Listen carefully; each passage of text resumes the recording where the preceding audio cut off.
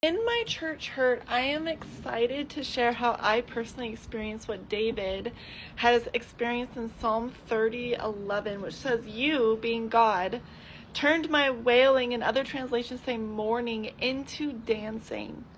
You removed my sackcloth and clothed me with joy." So I remember at my new church standing in the pews worshiping God with grief and mourning in my heart. And I remember I had a few family members worshiping with me sometimes, but they went to different service times, and so I worshiped alone. And I remember feeling the weight of my loneliness and singleness, especially during singing, and it hurt. And so fast forward to a year later, I was standing worshiping at church with my brother and sister-in-law next to me, and my husband, and my parent-in-laws, and my sister-in-laws, and my brother-in-laws, and my new nephew, all in the pew worshiping next to me. I no longer felt alone. And Psalm 68:6 talks about how God sets the lonely in families, and he leads out the prisoners with singing. And God took me, a lonely woman, and gave her a home and a family, and surrounded her with loved ones through his church, through my church hurt. And I went from loneliness and pain to being literally surrounded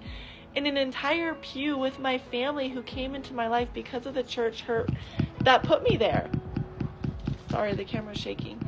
He turned my mourning into dancing. He took my season of hurt and through it brought my husband. And my husband, hands down, is the far surpassing greatest blessing I will ever experience apart from Jesus. And all of it came through my church hurt, because of my church hurt. And this is just an encouragement for you. Hindsight is a gift. And so remember and reflect upon what good things came from your suffering, and find hope. Find hope in your grief today. So, yeah.